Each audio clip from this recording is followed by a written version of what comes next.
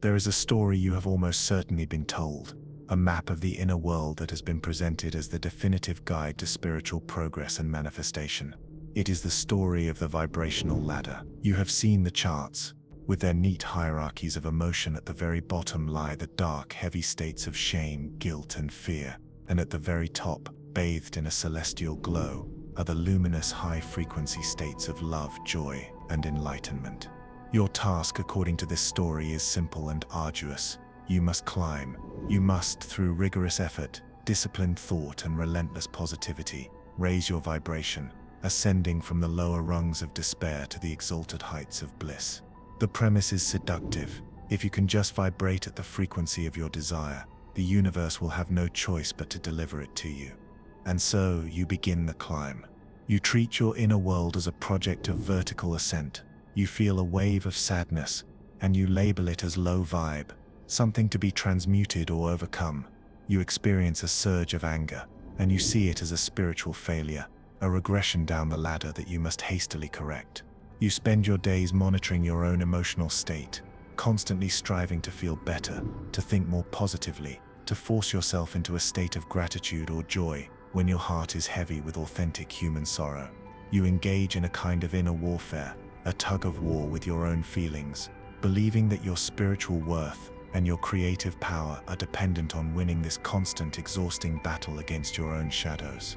You are, in essence, placed upon a spiritual treadmill, running faster and faster, yet finding yourself, at the end of the day, in the very same place. Only now you are not just sad or afraid, but also tired and guilty for failing to be happy enough. But now, let us pause. Let us still the frantic motion of the treadmill and ask a quiet, radical question.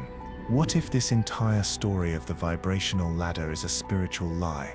Not a malicious lie, but a profound and fundamental misunderstanding of the nature of consciousness and the mechanics of reality. What if the very act of trying to raise your vibration is the most powerful affirmation you can make that your vibration is currently low? By struggling against your sadness, you are declaring its immense power over you. By desperately trying to escape your fear, you are embedding yourself more deeply in its reality. What if the goal was never to climb out of the state you are in, but to realize that you were never trapped in it to begin with? This exploration is built upon a premise that is at once simpler and infinitely more powerful. What if reality is not a vertical ladder of better and worse frequencies, but a vast, horizontal, infinite spectrum of possible states of being? And what if you, as pure, formless consciousness, already have access to every single one of them right now in this very moment? What if the states of poverty and wealth, of sickness and health, of loneliness and love, are not lower and higher rungs, but are simply different rooms in your own infinite mansion, different countries on the boundless map of your own being?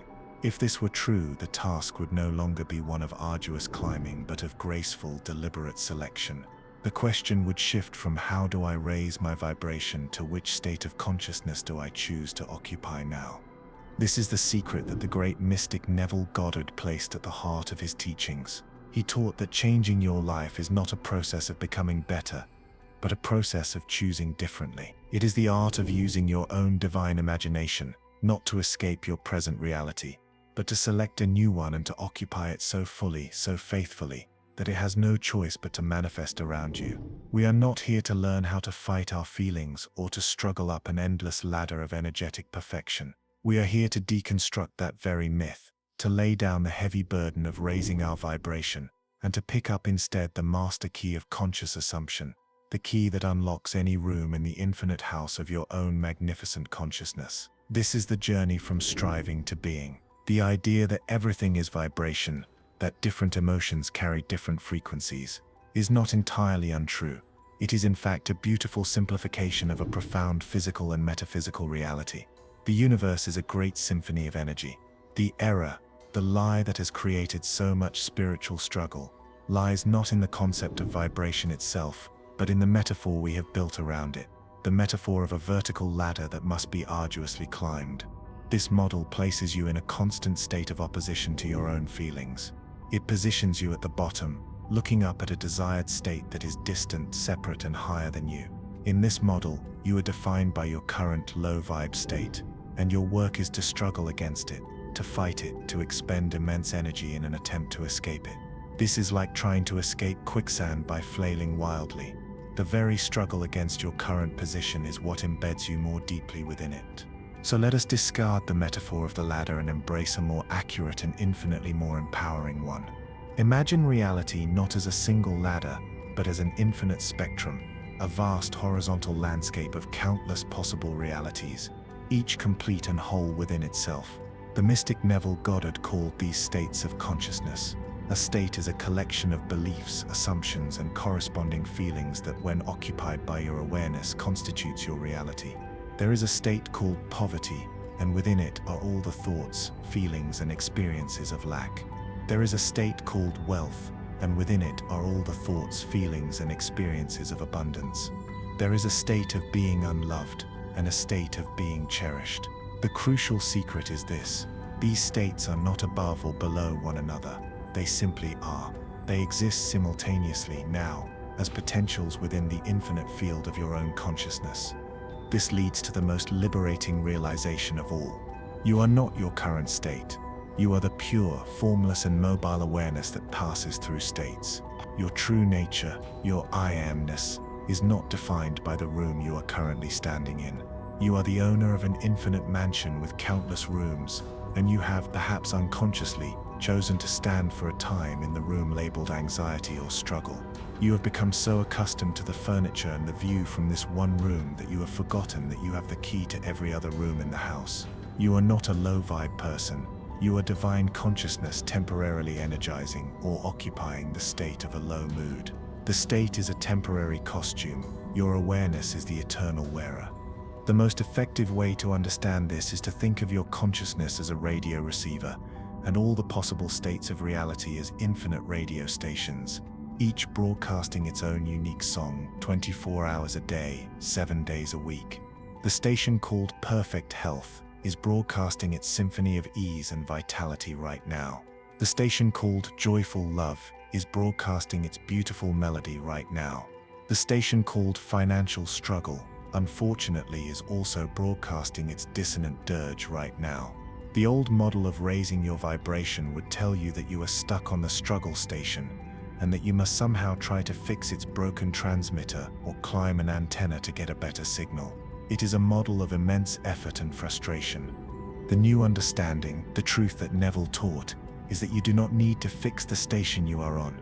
All you need to do is change the dial.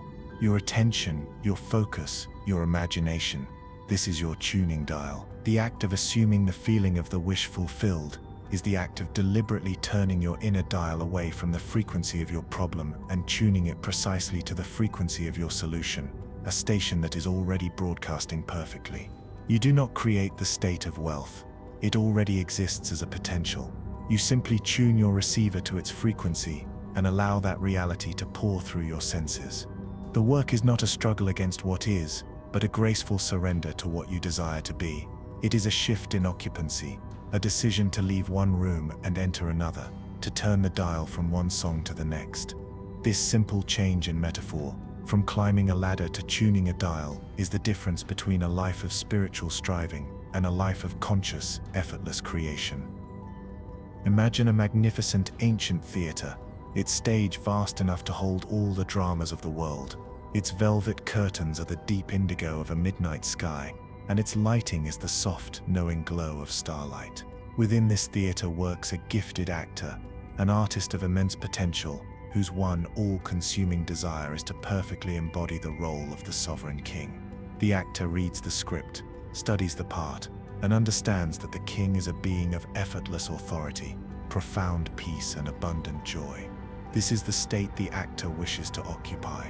But the theater has a conventional director, a man of logic and effort, who subscribes to the philosophy of the vibrational ladder. He instructs the actor, the role of the king is the highest part. You are not worthy of it yet. You must earn it.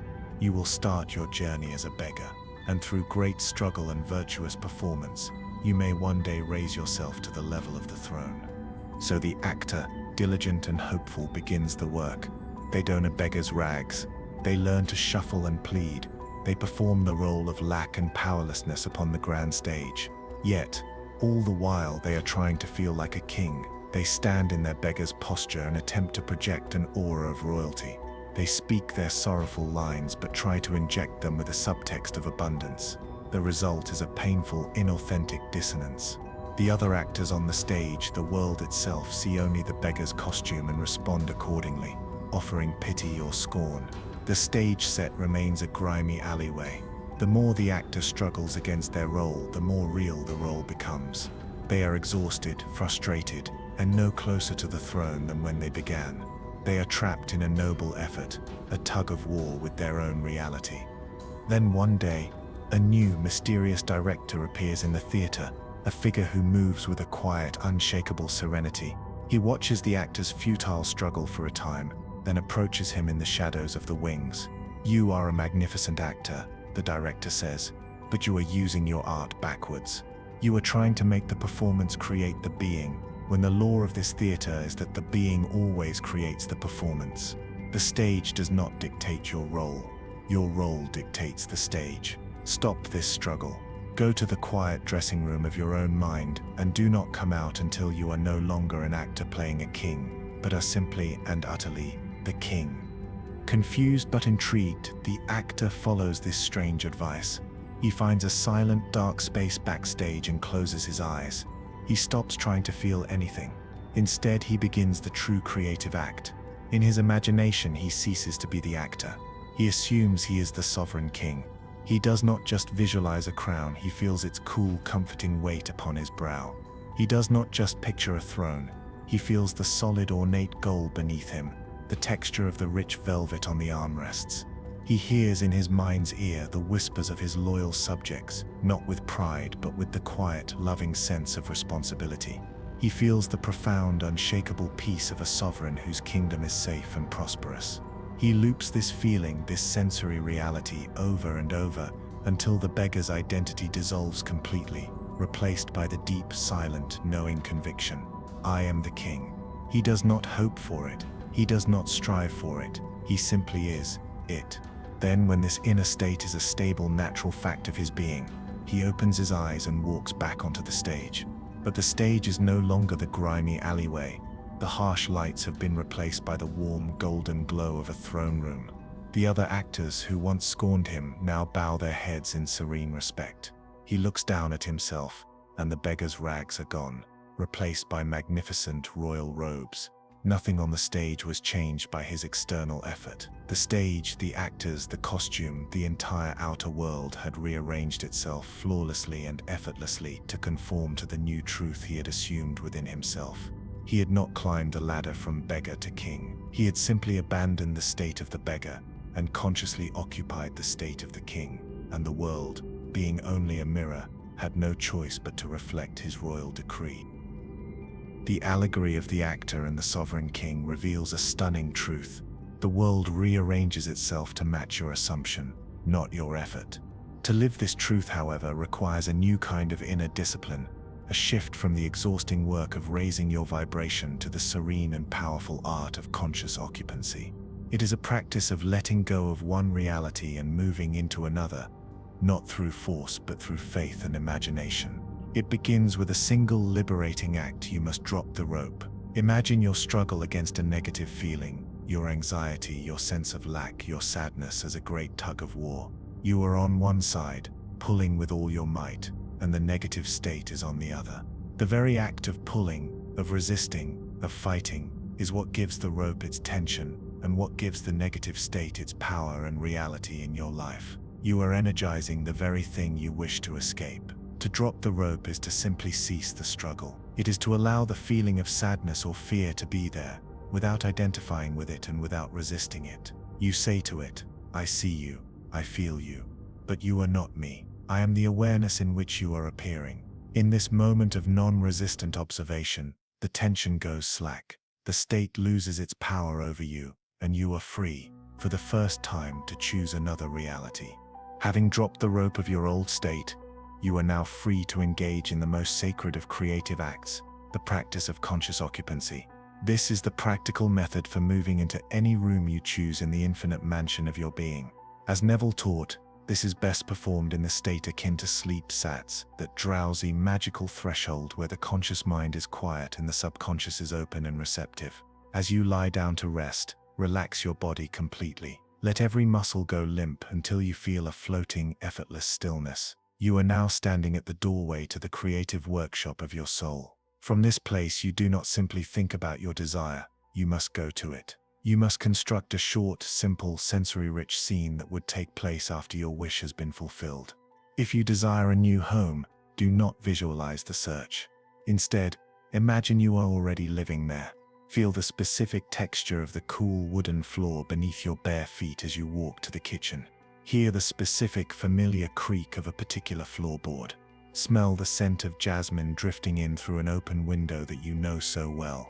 If you desire a loving partnership, do not imagine the first date. Imagine the feeling of a familiar, loving embrace, the comforting weight of a wedding ring on your finger, or the sound of your partner's voice saying something that implies a long and happy history together.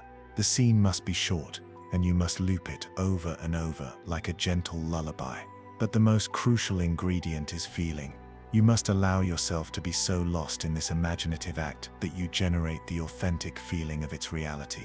The feeling of relief, of gratitude, of profound peace, of it is done. This feeling is the creative fire that impresses the new reality upon your subconscious mind. You continue this loop until you drift into sleep, leaving your subconscious with its divine creative instructions. Once this seed is planted in the subconscious, your work during the day is one of faithful maintenance. This is the discipline of the mental diet. Having moved into your new inner home in imagination, you must now maintain residency there, regardless of what the old world, the world of shadows, may still reflect back to you for a time. A mental diet means you consciously refuse to entertain the thoughts, moods, and inner conversations that belong to your old state. When a thought of doubt arises, you do not argue with it. You simply turn away from it, recognizing it as a ghost from a room you no longer inhabit. You gently return your mind to the feeling of the wish fulfilled. It is an act of unwavering loyalty to the unseen reality you have claimed as your own. You must starve the old state of your attention, while you lavishly feed the new state with your faith and feeling. Through these integrated practices, dropping the rope of resistance, consciously occupying your desired state through imagination, and maintaining that state through a disciplined mental diet, you move from being a victim of your feelings to the master of your states. You become the actor who, having assumed the role of the king within, now simply waits with quiet confidence for the stage of life to complete its inevitable and flawless rearrangement. We have traveled together on a path of profound deconstruction and powerful rebuilding. We began by questioning a myth that has caused so much spiritual strain, the myth of the vibrational ladder, with its endless, exhausting demand that you must struggle to climb out of the feelings you are in. We dismantled this prison of vertical effort, and in its place revealed a new and liberating vision of reality, an infinite horizontal landscape of conscious states. We saw through the allegory of the actor who became a king, that one does not earn a new reality through performance, but commands it through assumption. And we have grounded this mystical truth in the sacred, practical disciplines of non-resistance, of occupying the wish fulfilled in the sanctity of your own imagination, and of remaining loyal to that unseen reality until it hardens into fact. The great lie of raising your vibration then is revealed for what it is, a beautiful but flawed map that keeps you forever focused on the distance between where you are and where you want to be. It is a philosophy born from the illusion of separation. It makes your desire an external thing, something higher and separate from you, that you must arduously work towards. It makes you a beggar petitioning for a future state, when your true nature is that of a sovereign who need only choose a new state in the present. The most profound shift in your creative life will occur the moment you stop trying to bridge a gap and realize there is no gap to be bridged. All states, all realities, all possibilities exist now as potentials within your own magnificent consciousness. This is the final transformational call. It is an invitation to lay down your arms, to end the inner warfare, to stop being a spiritual striver, constantly judging your own feelings and striving for an impossible standard of perpetual positivity. You are invited to become, instead, a conscious creator. A being who understands that their power lies not in fighting their current reality, but in serenely choosing a new one. It is a call to reclaim your divine imagination from the nursery of childish fantasy and to enthrone it as the one true God, the sole creative power in your universe. It is a call to trust the feeling of your wish fulfilled more than you trust the cold, hard facts of the world around you, knowing that those facts are merely shadows of past assumptions, and that your current feeling is the living substance that is casting the shadows of tomorrow. To live this way is to experience an unshakable inner peace. The anxieties of how and when your desire will manifest simply dissolve because you know that your only responsibility is to occupy the what. You walk through your days with a quiet, secret confidence, a serene knowing that the world is simply a mirror and that you have already perfected the image within. Challenges may still arise, but they are no longer seen as cruelties of fate or signs of your failure. They are understood as part of the bridge of incidents, the natural, logical unfolding that leads you to your destination. You learn to see the world not as an adversary to be conquered, but as a loyal and loving partner in a creative dance. Therefore, the ultimate secret, the master key to a life of freedom and power, is to shift your entire focus from the exhausting act of raising to the serene art of being. Stop trying to raise your vibration to match your desire. Your desire is a divine invitation for you to rise to its level, not by effort, but by simply, gracefully, and faithfully assuming you are already there. The kingdom of heaven is within you, and you take possession of it through the quiet, confident claiming of it as your present reality. You have spent your life looking at the door to the reality you desire, believing it to be locked, believing you needed to find a special key, or become worthy enough to pass through it. The truth is far simpler and far more profound. The door is not locked. It has been open all along. You need only assume you're already in the room, and you will find yourself there.